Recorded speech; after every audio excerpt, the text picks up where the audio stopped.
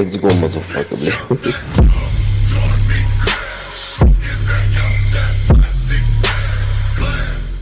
Yo, what's good, people? Welcome back. So, just starting on the M15 time frame. Just one thing I wanted to quickly talk about. So, over here is two ways you can mark structure. I don't do this way. I just thought I'd highlight it in case people from the community were to watch my video and were just curious as to why I didn't mark this as a breaker structure.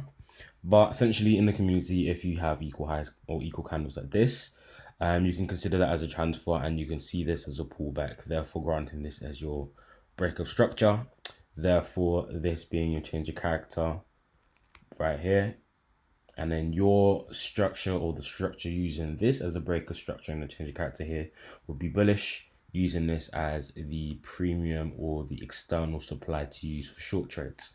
But using internal structure, your structure will still align with the way that I have done it and other people as well in the community have done it, with this being the internal demand over here. And now I don't use this because you have to be consistent with the use of this on the M1 time frame, and through my back testing using equal highs, it doesn't result or doesn't bode well with my trade results. So I personally don't use this. Hence the reason why I saw this as a change of character. Didn't see this as a pullback and just saw it as an inside bar, and kept my overall price structure as a bullish trend on the M15 following the change of character, with our extreme being down here. Now, this trade idea came through the use of internal price action. So once the inducement was taken over here, we could see that internal liquidity was taken, or inducement, break of structure, internal inducement, break of structure, internal inducement, break of structure, internal inducement, change of character. So then from there, we then had our internal inducement again form, giving us our extreme demand zone we can trade from. Fortunately, I took 3 losses over here. Now I'm actually in negative profit again, but I used 0.25, so the loss wasn't too significant.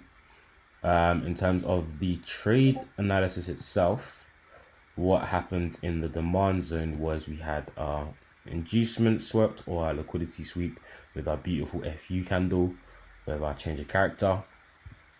We then had inducement taken over here and price broke structure back upwards, and then eventually came back down again, changing character. This was my extreme, the one that I originally had marked following the change of character. As you can see, price didn't tag it in. I think it just missed by like a few pips. Let's round out by 0.4 before pushing upwards. We then selected 3 zones or potential zones to trade from. First being this one where price broke straight through. Second being this one where we had a decent reaction, and I believe this trade went up to 1 to 3 before it decided to come back. Again, I placed my stop loss on here, reason being because this candle took out the liquidity on the left candle. Even though it was mitigated and we did an order block transfer to the next one, it's a lot safer to cover the lows on that next candle there. Yeah, price pushed up to 1 to 3 before coming back down to give us a loss. And then our final zone, which was down here, as you can see, price reacted very, very small. Reacted over here, pushing up a little bit before coming through to break the entire demand zone. So now, in terms of price action, we can get rid of that 15-minute internal demand zone. We can expect price to push lower to this external demand zone, or we can expect price to break this low, giving us a new internal price action to trade lower from. Of course, this being inducement, this potentially being our POIs, blah blah blah blah blah. As of today, I'm pretty much done. I've taken 3 losses today. I don't want to increase the chances or the probability of taking losses today, so I'm just going to take today as a day off for the rest of the day. Today's Tuesday, 6th of June. So yeah, just going to leave it as that, and hopefully we can come to some more trades tomorrow. The next day. Yo, what is good, guys? Welcome back to a new trading day. So today is Wednesday the 7th of June. So in terms of our higher time frame structure, we are still looking at the same thing. We've had a change of character and we're still expecting or hoping or waiting for price to come down to our demand zone. So now at the moment, between that, we're trading our internal price action. So we have taken our first position or our short of the day from this POI here, being our extreme from the internal structure. So we've had our inducement swept and then allowing us to now allocate and find our supply zone. So I do have a few notes in here. Let me clear these up and then we can get stuck into the explanation of why I took the trade position I did. So originally price tapped in. Let me zoom in. Price tapped in, giving us our change of character here, following the sweep of the high. I entered this trade position here with my stop loss above the sweeping candle high. As you can see, price did move a little bit positively in our favor prior to breaking through and taking us out for a stop. Thankfully, there was a chance and an opportunity to enter again, giving us another change of character, as you can see right here. With our inducement being taken here, however, price didn't make it to our extreme supply zone or our extreme POI on the M1 to enter the short position, giving us a break of structure. Following price, we could see that price then gave us a beautiful bit of inducement right here, which gave us our entry from this POI here, which we entered for a quick recovery on our losses, trailing our stop loss.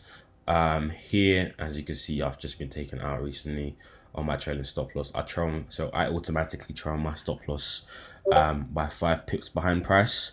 So this is just extra profits. I take 80% of my partials at 1 to 5. So this is about 1% gain on the account after partials. And of course, the trailing stop loss is just to gain any extra that can be accumulated from the drop. Of course, the more price drops, the more profit is going to be gained from the trailing stop loss. But as you can see, price peaked for me at about 9.5 risk reward before coming back up to taking out a stop loss. Now, I still do expect and do see price to come back up to the supply zone. However, after hitting my profit for the day, I'm done. I don't want to be paying back my rewards back to the market, so I just pull out. So this is the trade that we took today. Managed to get us back out of drawdown and back into profit again. So now we're just waiting for the next day and seeing what happens. So this is my 3rd week of my challenge. Pretty much been floating around at 1% profit. Yesterday was a painful day, 3 losses in a row.